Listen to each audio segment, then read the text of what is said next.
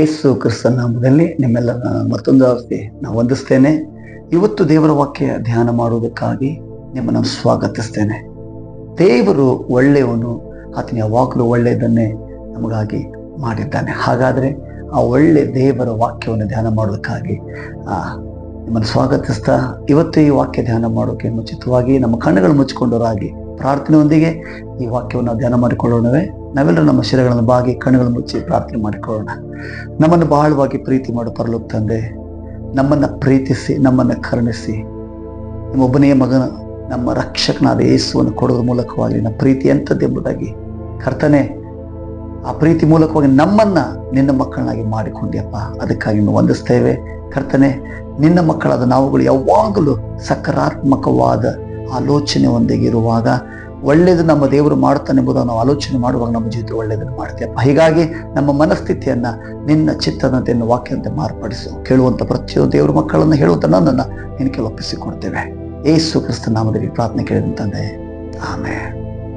Hallelujah. ನಾನು ಬಲವಾಗಿ ನಂಬ್ತೇನೆ, ನೀವು ನಿಮ್ಮ ಕುಟುಂಬ ದೇವರು ಅದ್ಭುತವಾಗಿ ನಿಮ್ಮನ್ನು ನಡೆಸ್ತಾ ಇದ್ದಾರೆ. ಯಾಕಂದರೆ ದೇವರ ವಾಕ್ಯದಲ್ಲಿರುವಂಥವರು, ದೇವರ ವಾಕ್ಯವನ್ನು ಧ್ಯಾನ ಮಾಡುವಂಥವರು ಯಾವಾಗಲೂ ದೇವರ ಕೈಯಲ್ಲಿ ಅವರು ಸುರಕ್ಷಿತವಾಗಿರ್ತಾರೆ.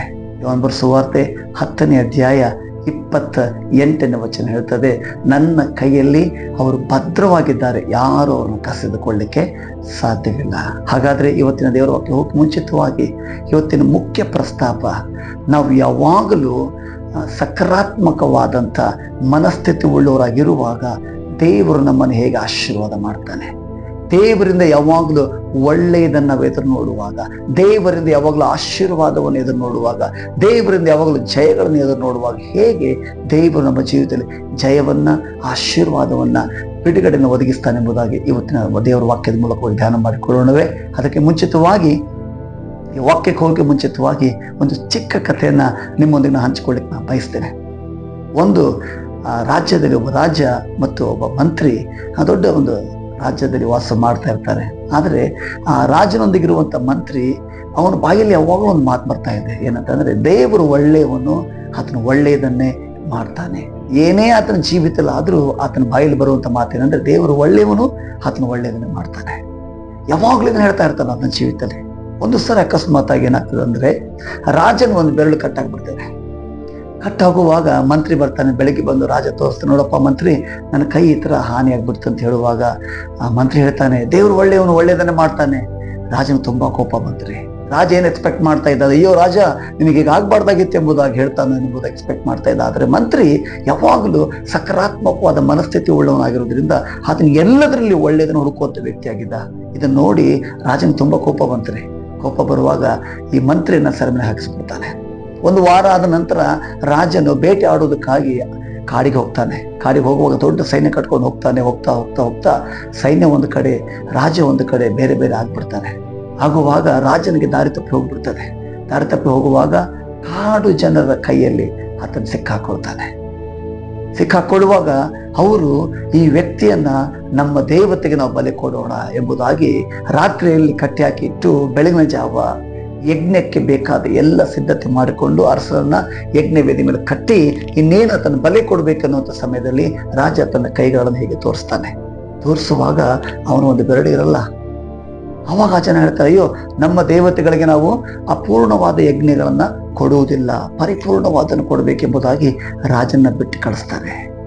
ಆಗ ರಾಜನಿಗೆ ಅರ್ಥ ಆಗ್ತದೆ, ಮಂತ್ರಿಯ ಸಕಾರಾತ್ಮಕವಾದಂಥ ಮನಸ್ಥಿತಿ, ಆತನ ಯಾವಾಗಲೂ ಒಳ್ಳೆಯದನ್ನು ಆಲೋಚನೆ ಮಾಡೋದ್ರಿಂದ ಇವತ್ತು ನನಗೆ ಒಳ್ಳೇದಾಯ್ತು ಎಂಬುದಾಗಿ ಆತನ ಅರಮನೆಗೆ ಓಡಿ ಓಡಿ ಬರ್ತಾನೆ. ಓಡಿ ಓಡಿ ಬಂದು ಆ ಮಂತ್ರಿಯನ್ನ ಆತನ ಜೈಲಿಂದ ಹೊರಗಡೆ ಕರೆಸಿ, ದಯವಿಟ್ಟು ತಪ್ಪಾಯ್ತು, ಕ್ಷಮಿಸಪ್ಪ, ನಿನಗೆ ಹೀಗೆ ಮಾಡಬಾರ್ದಾಗಿದ್ದು, ನೀನು ಒಳ್ಳೆಯವನು, ಯಾವಾಗಲೂ ಒಳ್ಳೆಯದನ್ನು ಮಾಡ್ತದೆ ಎಂಬುದಾಗಿ ದೇವರ ವಾಕ್ಯ ಹೇಳುವ ಹಾಗೆ ಸತ್ಯ ಎಂಬುದಾಗಿ ಹೇಳುವಾಗ ಮಂತ್ರಿ ಹೇಳ್ತಾನೆ, ಅಯ್ಯೋ ನೀನು ಮಾಡಿದ್ದು ಒಳ್ಳೇದಾಯ್ತು, ಯಾಕಂದ್ರೆ ನಾನು ಒಂದು ನಿನ್ನ ಜೊತೆ ಬರೋದಾಗಿದ್ದರೆ ನಿನ್ನ ಬದಲಾಗಿ ನಾನು ಅಲ್ಲಿ ಯಜ್ಞಕ್ಕೆ ಸಮರ್ಪಿಸಲ್ಪಡ್ತಾ ಇದ್ದೆ. ನೋಡ್ರಿ ಪ್ರಿಯ ದೇವ ಜನರೇ, ಇವತ್ತು ನೀನು ಒಳ್ಳೆಯದನ್ನು ಆಲೋಚನೆ ಮಾಡುವಾಗ ಒಳ್ಳೆಯದೇ ನಿಮಗಾಗ್ತದೆ. ಇವತ್ತು ಸತ್ಯವೇದದಲ್ಲಿ ಒಬ್ಬ ದೇವರ ಮನುಷ್ಯನ ಬಗ್ಗೆ ನಾವು ಧ್ಯಾನ ಮಾಡಿಕೊಳ್ತಾ ಇದ್ದೇವೆ. ಆತನ ಹೆಸರು ಯೋಸೇಫನ್ ಎಂಬುದಾಗಿ. ಆ ವಾಕ್ಯ ಆಧಾರ ಏನಂದ್ರೆ, ಆದಿಕಾಂಡ 45ನೇ ಅಧ್ಯಾಯ 8ನೇ ವಚನ, ದೇವರು ನನ್ನನ್ನು ಇಲ್ಲಿಗೆ ಕಳಿಸದಲ್ಲದೆ ನೀವು ಕಳಿಸಲಿಲ್ಲ, ಆತ ನನ್ನನ್ನು ಫರೋನ ಮಂತ್ರಿಯನ್ನಾಗಿಯೂ ಫರೋನ ಅರಮನೆಯಲ್ಲಿ ಅಧಿಪತಿಯನ್ನಾಗಿಯೂ ಐಗುಪ್ತ ದೇಶಕ್ಕೆ ಸರ್ವಾಧಿಕಾರಿಯನ್ನಾಗಿಯೂ ಮಾಡಿದ್ದಾನೆ. ಹಾಲೆಲೂಯ. ಯೋಸೇಫನ ಬಗ್ಗೆ ನಮ್ಮೆಲ್ಲರಿಗೂ ಗೊತ್ತಿದೆ. ಅಣ್ಣಂದ್ರು ಆತನನ್ನ ಹೊಟ್ಟೆ ಕಿಚ್ಚುಪಟ್ಟು ಆತನ ಬಟ್ಟೆಯನ್ನು ಕಿತ್ತು ಹಾಕಿ ಆತನ ಹೊಡೆದು ಆತನ ಬಾವಿಯಲ್ಲಿ ಹಾಕಿ ಅಷ್ಟಕ್ಕೆ ಬಿಡಲಿಲ್ಲ, ಇಷ್ಮಾಯೇಲರ ಕೈಯಲ್ಲಿ ಐಗುಪ್ತ ದೇಶಕ್ಕೆ ಆತನ ಮಾರ್ತಾರೆ. ಮಾರುವಾಗ ಅಲ್ಲೇನಾಗ್ತದೆ ನೋಡ್ಕೊಳ್ತೇವೆ. ಆತನು 44ನ ಮನೆಯಲ್ಲಿ ಆತನ ದಾಸನಾಗಿ ಜೀತದ ಆಳ ಕೆಲಸ ಮಾಡ್ತಾನೆ. ಆದ್ರೆ ದೇವರವನ್ನೆಲ್ಲ ಆಶೀರ್ವಾದ ಮಾಡಿದ. ಅದಾದ ನಂತರ 44ನ ಹೆಂಡತಿ ಆತನ ಮೇಲೆ ತಪ್ಪಾದ ಒಂದು ದೃಷ್ಟಿಯನ್ನು ಇಟ್ಟು ಆತನನ್ನು ವ್ಯಭಿಚಾರಕ್ಕೆ ಕರೆಯುವಾಗ ಅಲ್ಲಿಯೂ ಆತನ ಒಪ್ಪಿಕೊಳ್ಳದಿರುವಾಗ ಅಲ್ಲಿಂದ ಆತನ ಸೆರೆಮನೆಗೆ ಹೋಗ್ತಾನೆ. ಅಲ್ಲಿಂದ ದೇವರು ತಿರುಗಿ ಅವನನ್ನ ಅರಮನೆಗೆ ಕರೆದುಕೊಂಡು ಬರೆದು ನೋಡ್ಕೊಳ್ತೇವೆ. ಹಾಗಾದ್ರೆ ಯೋಸೇಫನು ಬಾವಿಯಲ್ಲಿ ಬಿದ್ದ, ಯೋಸೇಫನು ಮಾರಲ್ಪಟ್ಟ, ಯೋಸೇಫನು ದಾಸನಾದ, ಯೋಸೇಫನು ಅಪರಾಧಿಯಾದ, ಯೋಸೇಫನು ಸೆರೆಮನೆಯಲ್ಲಿ ಬಿದ್ದ. ಆದರೆ ಯೋಸೇಫನ ಮನಸ್ಥಿತಿ ಇದೆಯಲ್ಲ, ಆತನ ಮನಸ್ಥಿತಿ ಇದೆಯಲ್ಲ, ಪಾಸಿಟಿವ್ ಥಿಂಕಿಂಗ್ ಇದೆಯಲ್ಲ, ಸಕಾರಾತ್ಮಕವಾಗಿ ಆಲೋಚನೆ ಮಾಡುವಂಥದ್ದಿದೆಯಲ್ಲ. ಅಯ್ಯೋ ನಾನು ಅನಾಥನಾದ ಎಂಬುದಾಗಿ ಒಂದು ದಿವಸ ಅಂದುಕೊಳ್ಳಿಲ್ಲ. ಅಯ್ಯೋ ನಾನು ಅಪರಾಧಿ ಆದ ಎಂಬುದಾಗಿ ಒಂದು ದಿವಸ ಅಂದುಕೊಳ್ಳಿಲ್ಲ. ಅಯ್ಯೋ ನಾನು ಸೆರೆಮನೆಯಲ್ಲಿ ಬಿದ್ದೆ ಎಂಬುದಾಗಿ ಒಂದು ದಿವಸ ಅಂದುಕೊಳ್ಳಿಲ್ಲ. ಆತನ ಅಂದುಕೊಳ್ತಾ ಇದೇನು ಗೊತ್ತಾ? ಆತನಿಗೆ ಬಂದಂತ ಕನಸುಗಳು, ದೇವರು ನನಗೆ ಕನಸನ್ನು ಕೊಟ್ಟಿದ್ದಾನೆ, ದೇವರು ನನಗೆ ದರ್ಶನ ಕೊಟ್ಟಿದ್ದಾನೆ, ಆ ದೇವರು ನನ್ನನ್ನ ಎತ್ತಿ ನಿಲ್ಲಿಸ್ತಾನೆ. ಹಾಲೆಲೂಯ. ಪ್ರೇ ದೇವ ಜನರೇ, ಇದನ್ನ ದೇವರ ವಾಕ್ಯ ನಮಗೆ ಕೊಡಲ್ಪಟ್ಟಿದೆ, ವಾಗ್ದಾನಗಳು ನಮಗೆ ಕೊಡಲ್ಪಟ್ಟಿದೆ. ಯೇಸು ಹೇಳ್ತಾರೆ, ನನ್ನ ನಂಬುವವನು ನನಗಿಂತಲೂ ಮಹತ್ತಾದ ಕಾರ್ಯಗಳನ್ನು ಮಾಡ್ತಾನೆ. ನಿನ್ನ ಪರಿಸ್ಥಿತಿ ಎಂಥದ್ದೇ ಇರ್ಬೋದು, ನೀನು ಒಂದು ವೇಳೆ ಇದ್ದಂತ ಪರಿಸ್ಥಿತಿಯಲ್ಲಿ ದೇವರು ನನಗೆ ಒಳ್ಳೆಯದನ್ನು ಮಾಡ್ತಿರುವಂತ ಮನಸ್ಥಿತಿ, ಮೈಂಡ್ ಸೆಟ್ ನೀನು ಬರೋದಾದ್ರೆ ಖಂಡಿತವಾಗಿ ಹೇಳ್ತೇನೆ, ಆ ಸ್ಥಳದಿಂದ ಕರ್ತನು ಶೀಘ್ರದಲ್ಲಿ ನಿಮ್ಮ ಮೇಲೆ ಕೆತ್ತಲಿಕ್ಕಿದ್ದಾನೆ. ಇವತ್ತು ನೀನು ರೋಗದ ಹಾಸಿಗೆಯಲ್ಲಿರ್ಬೋದು, ಸಾಲದಲ್ಲಿ ನೀನಿರ್ಬೋದು, ಒಬ್ಬಂಟಿತನದಲ್ಲಿ ಇರ್ಬೋದು, ಕೆಲಸ ಇಲ್ಲದೆ ನೀನು ಇರಬಹುದು, ಕುಟುಂಬದಲ್ಲಿ ಅಸಮಾಧಾನ ಕಿರಿಕಿರಿ ತುಂಬಿಕೊಂಡಿರ್ಬೋದು. ನನ್ನ ಸ್ವರವನ್ನು ಕೇಳುವಂತ ದೇವರ ಮಗುವೆ, ಈ ವಾಕ್ಯ ನಿಮಗೋಸ್ಕರ ದೇವರು ಮಾತಾಡ್ತಾ ಇದ್ದಾರೆ. ಯೋಸೇಫನ ದೇವರು ನಿನ್ನ ದೇವರಾಗಿದ್ದಾನೆ. ಇವತ್ತು ನಿನ್ನ ಕಣ್ಣೀರನ್ನ, ನಿನ್ನ ಅನಾಥ ಪ್ರಜ್ಞೆಯನ್ನ, ನಿನ್ನ ಒಬ್ಬಂಟಿತನವನ್ನ ಕರ್ತನ ನೋಡಿದ್ದಾನೆ. ಕರ್ತನಿಗೆ ಬೇಕಾಗಿರುವಂಥದ್ದು ಪಾಸಿಟಿವ್ ಮೈಂಡ್ ಸೆಟ್. ಕರ್ತನಿಗೆ ಬೇಕಾಗಿರೋದು ಸಕಾರಾತ್ಮಕವಾದ ಮನಸ್ಥಿತಿ. ನೀನು ಈಗಲೇ ಈ ವಾಕ್ಯವನ್ನು ಕೇಳಿಸ್ಕೊಳ್ಳುವಂತ ನೀನು ದೇವರು ನಂಬುದಾದ್ರೆ ನಿನಗಿರುವಂತ ಸ್ಥಾನಮಾನ ಗೊತ್ತಾ? ನೀವು ರಾಜವಂಶಸ್ಥರಾಗಿದ್ದಿ, ಯಾಜಕ ವರ್ಗದವರು ನೀವಾಗಿದ್ದೀರಿ, ಅಧಿಕಾರಿಗಳನ್ನಾಗಿ ಕರ್ತನ ನಿನ್ನನ್ನು ಮಾಡಿದ್ದಾನೆ. ನಾವು ಬಾಲವಲ್ಲ, ನಾವು ತಲೆಯಾಗಿದ್ದೇವೆ. ನಾವು ಕೆಳಗಿನವರಲ್ಲ, ನಾವು ಮೇಲಿನವರಾಗಿದ್ದೇವೆ. ದೇವರ ವಾಕ್ಯದ ಮನಸ್ಥಿತಿಗೆ ನಾವು ಬರೋಣ. ದೇವರ ವಾಕ್ಯ ನಿನ್ನ ಆಶೀರ್ವಾದ ಕುರಿತು ಹೇಳ್ತದೆ. ದೇವರ ವಾಕ್ಯ ನಿನ್ನ ಜಯದ ಕುರಿತು ಮಾತಾಡ್ತದೆ. ದೇವರ ವಾಕ್ಯ ನಿನ್ನ ಆಶೀರ್ವಾದ ಕುರಿತು ಮಾತಾಡುವಂಥದ್ದಾಗಿದೆ, ನಿನ್ನ ಸ್ವಸ್ಥತೆ ಕುರಿತು ಮಾತಾಡುವಂಥದ್ದಾಗಿದೆ. ನೀನು ಆಶೀರ್ವಿಸಲ್ಪಟ್ಟಂತ ವ್ಯಕ್ತಿಯಾಗಿದ್ದಿ. ಹಾಗಾದ್ರೆ ಈ ದಿನ ನಿನ್ನ ಮೈಂಡ್ ಅಲ್ಲಿ ಸೈತಾನ ಏನೆಲ್ಲ ತುಂಬಿದ್ದಾನೆ, ನೀನು ಅಂಥವನು, ನೀನು ಅಂಥವಳು, ನೀನು ಹಾಗೆ, ನೀನು ಹೀಗೆ ಎಂಬುದಾಗಿ ಯೇಸು ನಾಮದಲ್ಲಿ ಅದನ್ನು ಮುರಿತೇನೆ. ಇವತ್ತು ನನ್ನ ವಾಕ್ಯ ಕೇಳಿಸ್ಕೊಳ್ಳುತ್ತ ದೇವರ ಮಗುವೆ, ಯೇಸು ನಾಮದಲ್ಲಿ ದೇವರ ವಾಕ್ಯದ ಆಶೀರ್ವಾದವನ್ನು ಸ್ವೀಕಾರ ಮಾಡಿಕೊ. ನಿನ್ನ ಪರಿಸ್ಥಿತಿ ಎಂಥದೇ ಇರ್ಬೋದು, ಇವತ್ತು ನಿನ್ನ ಮನಸ್ಥಿತಿ ಬದಲಾಗುವುದಾದ್ರೆ ಯೇಸು ನಾಮದಲ್ಲಿ ನಿನ್ನ ಪರಿಸ್ಥಿತಿ ಬದಲಾಗ್ತದೆ. ಕರ್ತನ ಮಹಿಮೆ ನಿನ್ನ ಜೀವಿತದಲ್ಲಿ ಬರ್ತದೆ, ನಿನ್ನ ಕುಟುಂಬದಲ್ಲಿ ಬರ್ತದೆ. ಕರ್ತ ನಿನ್ನನ್ನ ಕೇವಲ ನಿನ್ನ ಮನೆಗೆ ಆಶೀರ್ವಾದವಲ್ಲ, ನಿನ್ನ ಸಭೆಗೆ ಆಶೀರ್ವಾದವನ್ನಾಗಿ ಮಾಡ್ತಾನೆ, ನಿಮ್ಮ ಪಟ್ಟಣಕ್ಕೆ ಆಶೀರ್ವಾದವನ್ನಾಗಿ ಮಾಡ್ತಾನೆ, ನಿನ್ನ ರಾಜ್ಯ ದೇಶಕ್ಕೆ ದೇವರು ನಿನ್ನನ್ನು ಆಶೀರ್ವಾದವನ್ನಾಗಿ ಮಾಡ್ತಾನೆ. ಅದಕ್ಕಾಗಿ ದೇವರ ವಾಕ್ಯ ಹೇಳ್ತದೆ, ನೀನು ಲೋಕಕ್ಕೆ ಬೆಳಕಾಗಿದ್ದಿ, ನೀನು ಭೂಮಿಗೆ ಉಪ್ಪಾಗಿದ್ದೆ. ಹಾಗಾದ್ರೆ ಈ ದಿನ ಹೌದು, ಈ ವಾಕ್ಯದ ಪ್ರಕಾರವಾಗಿ ನಾನು ಆಶೀರ್ವಾದ ಮಾಡಿದಂತ ಮೈಂಡ್ ಸೆಟ್ ನಿನಗೆ ಬರೋದಾದ್ರೆ ಇವತ್ತಿನಿಂದ ನಿನ್ನ ಆಶೀರ್ವಾದ ದಿನವನ್ನ ಕೌಂಟ್ ಮಾಡ್ಲಿಕ್ಕೆ ಪ್ರಾರಂಭ ಮಾಡು.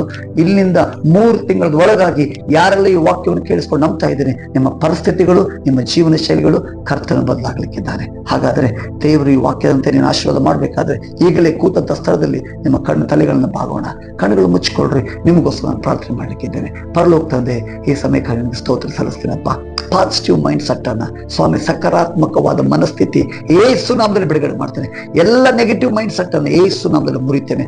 ಎಲ್ಲ ನಕಾರಾತ್ಮಕವಾದ ಆಲೋಚನೆಗಳು, ಎಲ್ಲ ನೋವು, ಕಣ್ಣೀರು, ಸೋಲು, ಚಿಂತೆ ಯೇಸು ನಾಮದಲ್ಲಿ ಹೊರಗೆ ಹಾಕ್ತೇನಪ್ಪ.